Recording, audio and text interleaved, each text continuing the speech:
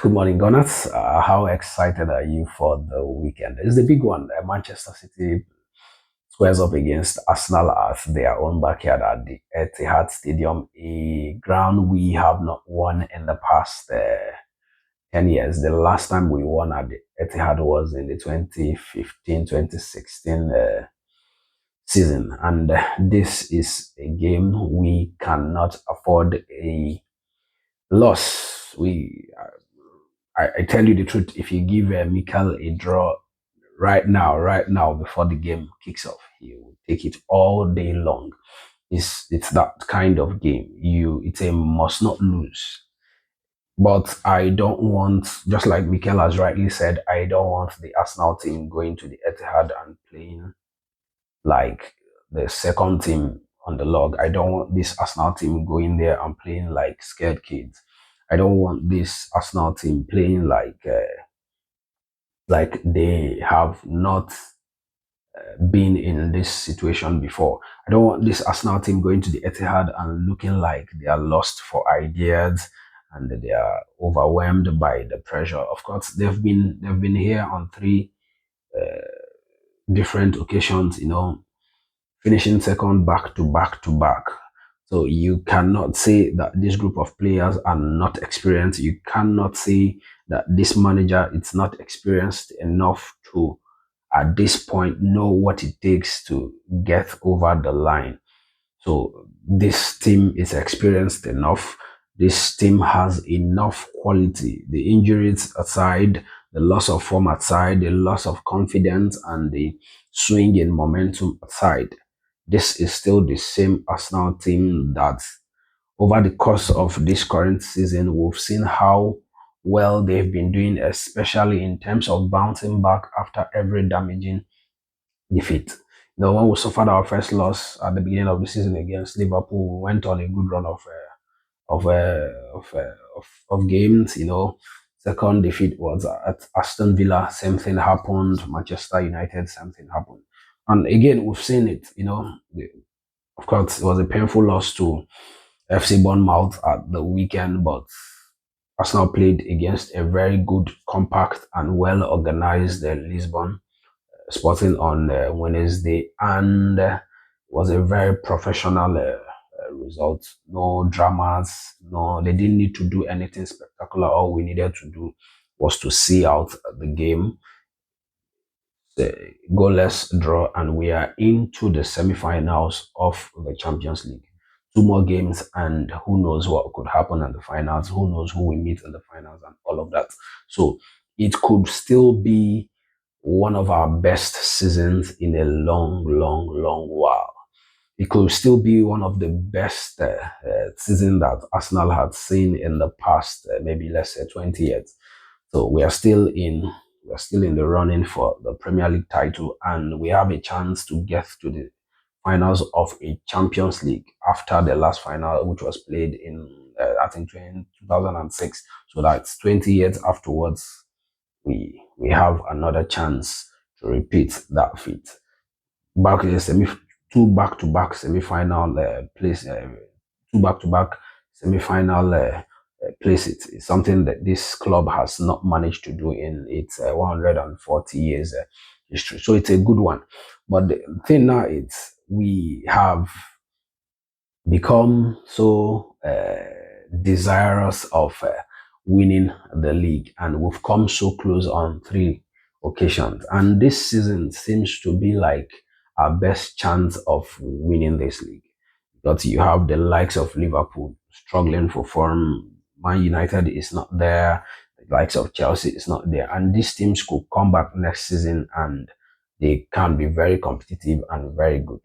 So City is not quite there, but City is still City. Guardiola is still there. You know how they end their seasons. At the end of the season, they seem to find a way to play their best football. So on Sunday, what do you want to see? What do I want to see? I want to see bravery. I want to see passion. I want to see the fire that this coach has talked about. I want to see, and this will be reflected in who he decides to start and how he sets up the team. I do not subscribe to the fact that some fans and pundits are calling for Arteta to go there and front foot gun ho football from the kickoff of the game. No, that's not how I would set up my team if I was Mikel, because this is a game that he must not lose, and also a game that Pep must win.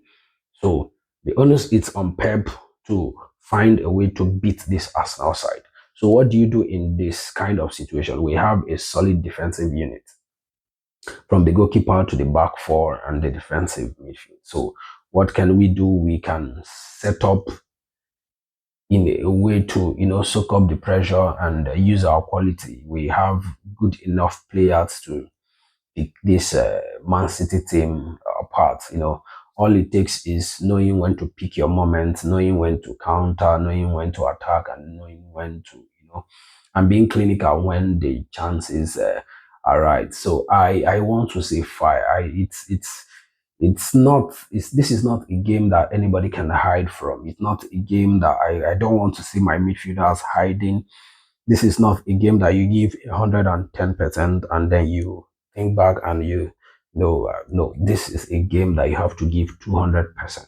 Every player from the keeper, everybody has to be switched on, from the keeper to the defenders, the midfielders, the attackers, and even the away fans, the coaches, the tactics and substitutions and starting 11 has to be spot on. There is no margin for error. So I would like to see Raya starting in goal.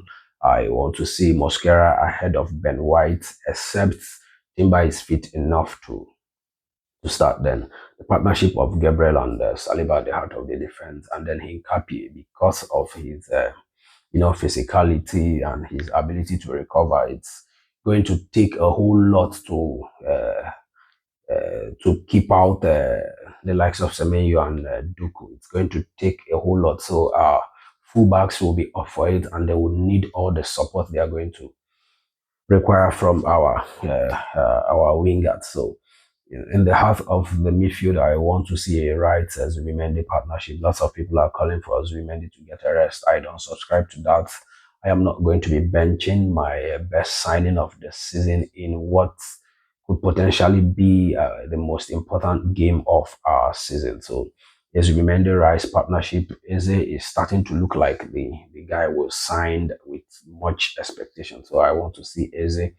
And then I want to see Madueke ahead of Max. I think starting Max at the Etihad in a game with this much pressure, much expectation, and because of the context of the game, I think it will be asking too much from the kid. Although it could be a joker if Arteta starts him and he ends up winning us the game or playing a vital role in deciding the result of the game. It could turn out to be one of those masterpieces. You never can tell. On the left, I want to see a Martinelli ahead of Trossard. Trossard has not been it for quite some time, and I want to see Victor Gyökeres starting. So this will be my lineup. If you don't mind, I want to see what your starting 11 will look like. My prediction for Sunday is an Arsenal win. It's going to be a high scoring win, 1-3 to the Arsenal, or who knows, the old 1-0 to the Arsenal. I'll take that all day. So Sunday, I want to see fight, I want to see passion, I want to see fire, I want to see structure, organization, players playing with lots and lots and lots of freedom, although at a very controlled and knowing when to pick your moment and being clinical in front of goal. So let me know what your starting 11 will be, and let me get your predictions for the Sunday game. See ya.